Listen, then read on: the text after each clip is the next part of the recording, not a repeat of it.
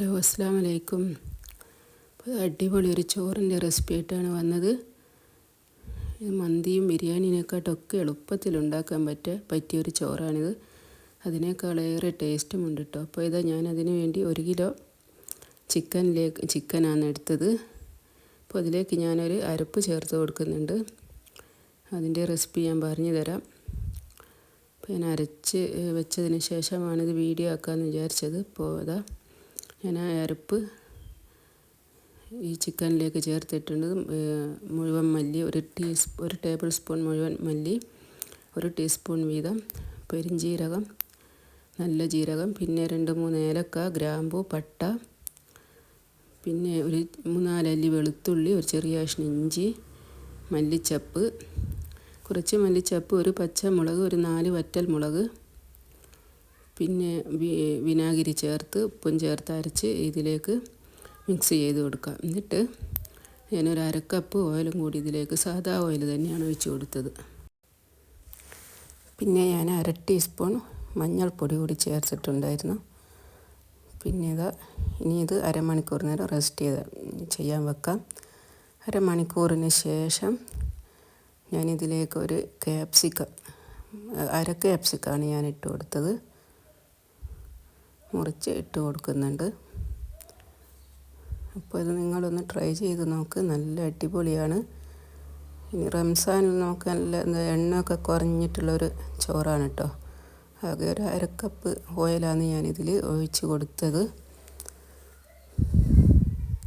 അപ്പോൾ ഇതാ ഞാൻ ഗ്യാസ് കത്തിച്ച് അതിലേക്ക് നമുക്ക് ഈ ചിക്കൻ വെച്ച് കൊടുക്കാം.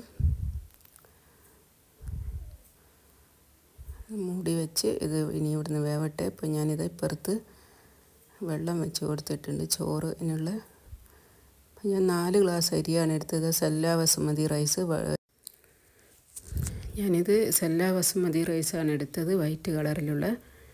പിന്നെ നമ്മൾ ഫ്രൈഡ് റൈസിനൊക്കെ എടുക്കുന്ന. ഇനിയിപ്പോൾ ഇതാ ഈ ചിക്കന് ഒരു 10 മിനിറ്റിന് ശേഷം ഞാൻ ഇതൊന്ന് മറിച്ചിട്ട് കൊടുക്കുന്നുണ്ട്.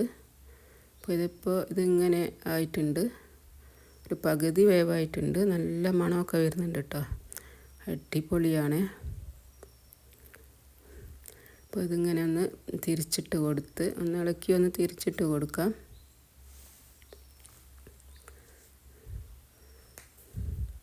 അപ്പോൾ പിന്നെ ഒന്നുകൂടി മൂടി വെച്ചിട്ടുണ്ട്. ഇനി ഇതാ അരി വെള്ളത്തിലേക്ക് വെള്ളം ഇവിടെ തിളച്ച് വരുന്നുണ്ട്.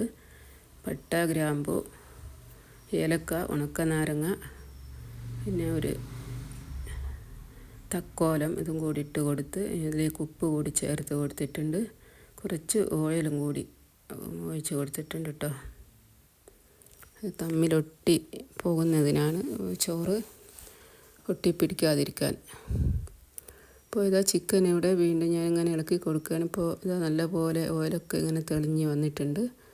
ഇപ്പം വെന്തിട്ടുണ്ട് കേട്ടോ, എല്ലും മണ്ണൊക്കെ വിട്ട് വന്നിട്ടുണ്ട്. ഇപ്പോൾ ഇത് ഞാനിവിടെ ഓഫാക്കി വെക്കുകയാണ്.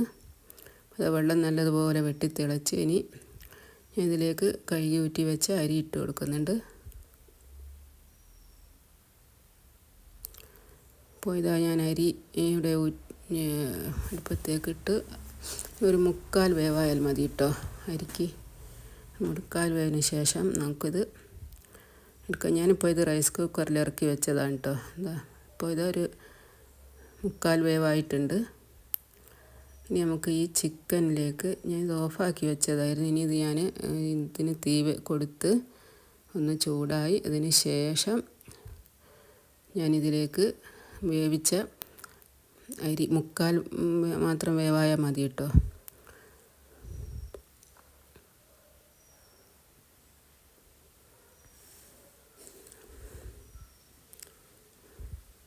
അപ്പോൾ ഇതാ ഞാനിത് മുഴുവൻ ഇതിലേക്ക് ഇട്ട് കൊടുത്ത് ഈ മസാലയിൽ നിന്ന് അല്പം മസാല കോരി ഇതിൻ്റെ മേലെ, ചോറിൻ്റെ മേലെ ഇട്ട് കൊടുത്താൽ ചോറിന് നല്ല കളറ് കിട്ടും. പിന്നെ ഇതാ ഞാൻ ക്യാരറ്റും ക്യാപ്സിക്കവും കൂടി ഗ്രേറ്റ് ചെയ്തും കൂടി ഇട്ട് കൊടുത്തിട്ടുണ്ട്. ഇപ്പോൾ ഇതാ ഞാനിത് ഒരു 10 മിനിറ്റ് ദമ്മിട്ട ശേഷം ആണ് ഞാനിത് തുറന്ന് ഇളക്കി നോക്കുന്നത്. അടിപൊളി ചോറാണ് കേട്ടോ, നല്ല മണമൊക്കെ വരുന്നുണ്ട്, നല്ല അടിപൊളി ചോറ്. അപ്പോൾ നിങ്ങൾക്ക് വീഡിയോ ഇഷ്ടപ്പെട്ടെങ്കിൽ നിങ്ങൾ സപ്പോർട്ട് ചെയ്യണം. ഈ ചോറ് ഇപ്പോൾ നിങ്ങൾ കണ്ടില്ലേ, സപ്പോർട്ട് ചെയ്ത് കൂട്ടുകൂടാൻ മറക്കരുത്. പിന്നെ ഇത് നിങ്ങളൊന്ന് ഉണ്ടാക്കി നോക്കി അഭിപ്രായം പറയുകയും വേണം.